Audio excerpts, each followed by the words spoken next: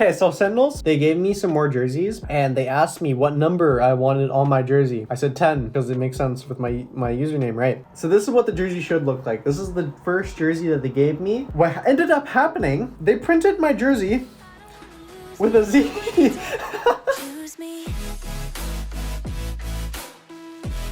Everyone thinks that aim is the most important thing in any FPS, but in reality, it's just a small percentage of what makes a great player.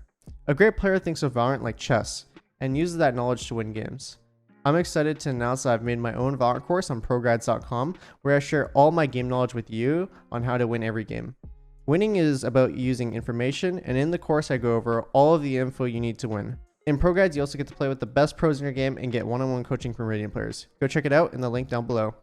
Hey guys, welcome to the stream. Alright, I can do some Q&A tonight if anybody's wondering. How are the PCs in Iceland? I'm not gonna straight up just say they're, but they could be better. And I think one of the reasons why it was hosted here in Iceland, I think Iceland might be one of the safer options in terms of like COVID and like the least amount of cases. And they have a lot of safety precautions for entering Iceland. But doing it at the same time as like League, they're able to kind of kill two birds with one stone, if you know what I mean? Where you can host your League tournament, and then after MSI is over, you can kind of use the leftovers to host your Valorant tournament. And it just is a more simpler way of hosting a tournament, I would say. Well, because all the PCs are there, all the chairs are there, everything's all set up. You have the stage, you have the venue, you have the hotel. So it's all set up, and it would just be us taking over like the League stuff. That's why our PCs, all of the PCs have both Valorant and League installed. So like my PC could have been like some player from MSIs, I don't know. So yeah, the FPS, it could be better.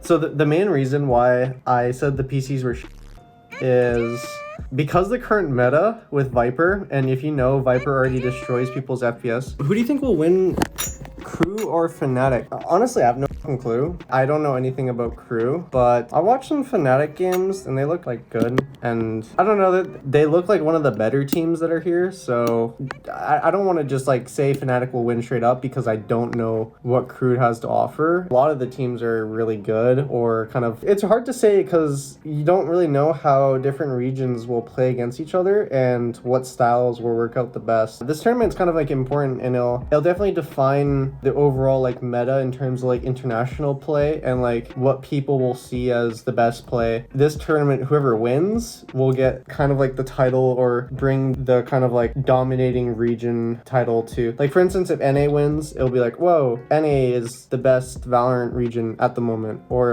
if Brazil wins, then like I'm trying to say that it'll define like, or it'll set the narrative for what people see is like top tier Valorant. Who will you play in the match? So I'm pretty sure we play the winner of Crew versus Fnatic. So that game, we play on the 25th. The earliest matches will be like Crew versus Fnatic, version 1 versus another team, and then there will be another set of matches. And so Liquid and us won't be playing on the 24th. We'll be playing on the 25th, I believe. Have you seen the main stage yet? Yes, I have. It's actually pretty sick. I'll try to explain it as much as I can. So the venue is basically just like this big open warehouse, like really, really big.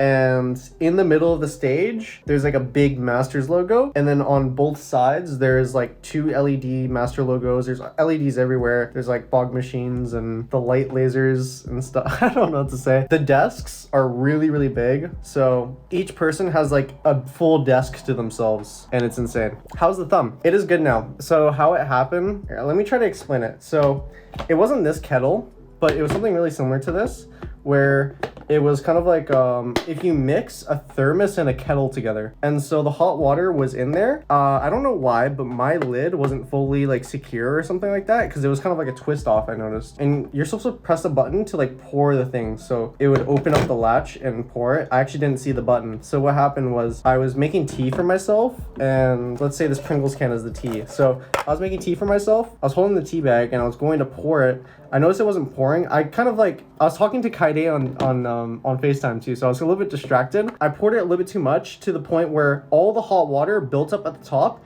and popped the lid off like this, and then all the hot water like went onto my hand, and it really hurt in the moment. Obviously my finger's good now. It was hurting a lot the first day. Second day it was a lot better, but taking a shower I was really cautious with my finger because it would hurt, especially if you're taking a hot shower. I touched the water and it hurt, but now like my finger is basically brand new. It doesn't hurt, not really. Yeah, it doesn't really hurt anymore, so we're good. Don't distract yourself while pouring hot water. That's something I learned in life.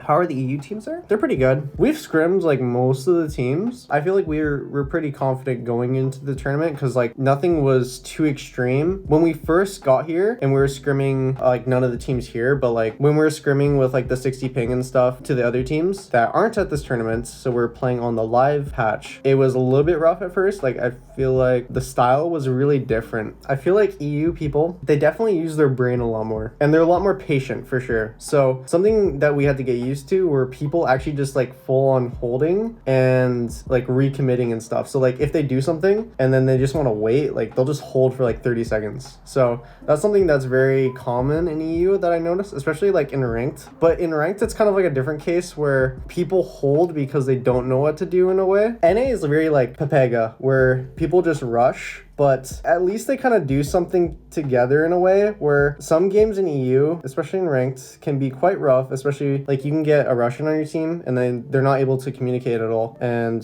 that's just, I don't know why that exists. So I noticed people play a lot more selfishly in EU. Like I've noticed like a lot more handful people where like people in NA just kind of turn off their brain and try to play for highlight clips no matter what. So those are like the two differences for me. But for the most part, I've had a pretty good experience in EU. It's just like the few handful games that were like really bad were really bad when I played ranked. And that was just mostly because like, oh, you get a Russian that can't calm, or you get two Russians that can't calm. Or I noticed people are more toxic in EU than in NA, especially like at Immortal level, in my opinion. Who do you think is going to be the hardest competition at the event? Honestly, I have no clue. It's so weird how each and every single team from each region plays so differently. Like even like when we're playing against like New Turn, they have their own style. We play against like Liquid, they have their own style. Vikings were pretty good. And then we play against Sharks. We played against X10. I'd say we played like a few different teams and each of them have their own twist and like own style that they're running. Something I noticed though, when we were scrimming there was a team that didn't run Astra and I forget who it was, but I feel like that can kind of like hinder them in this tournament. I completely forgot who it was, but I think Astra is probably the most oppressive agent in the game right now and you kind of have to run Astra. How's the food in Iceland? So far, I've just been eating the hotel food, because we get like a budget that we can use for hotel food, so then we don't have to pay for food. So I've been using that a bit, but I went to some places nearby. I haven't eaten like any authentic like Iceland dishes or like Icelandic cuisine. I haven't really touched that and I don't know where to go to eat that, but I'll definitely try it once while I'm here. Dude, the hotel has like the most gamer friendly food. They have like a riot menu. It's really the most gamer thing you can think of. It's like pizza, there's like burgers. It's the most common stuff. So I've been eating that for a little bit. How did you guys do against Liquid and scrims? It was like mixed. Like we had some rough moments, but then also we had some good moments. How many mice will you bring tomorrow for the first day? Dude, I'm only allowed to bring one mouse. I can bring a backup mouse, but I'm not allowed to switch in between maps or switch in between games. So I have to use what I submit. And the only way I can swap my mouse is if my mouse like breaks or something like that. So I joked to my manager, I was like, if I want to swap from my XM1 to my G Pro mid-match, I have to break my XM1. And he's like, yep. I'm like, okay. So that's the only way I can switch mice is if I just decide to snap the mouse in half or something. Yeah, I'm really excited to play in this event. And I'm definitely excited to watch the matches in the event as well. I don't know what it is. Also, the oxygen here is like nice. Is that weird to say? I don't know if that's weird to say, but like breathing here feels like refreshing in a way. And then also drinking tap water. This is the best tap water I've ever tasted in the world. Like you run the tap water and it's just pure. I don't know how to explain it. Like I just imagine like I'm drinking from like a pure spring or pure river or something like that. The air feels fresh. Yes, it does. It feels really fresh.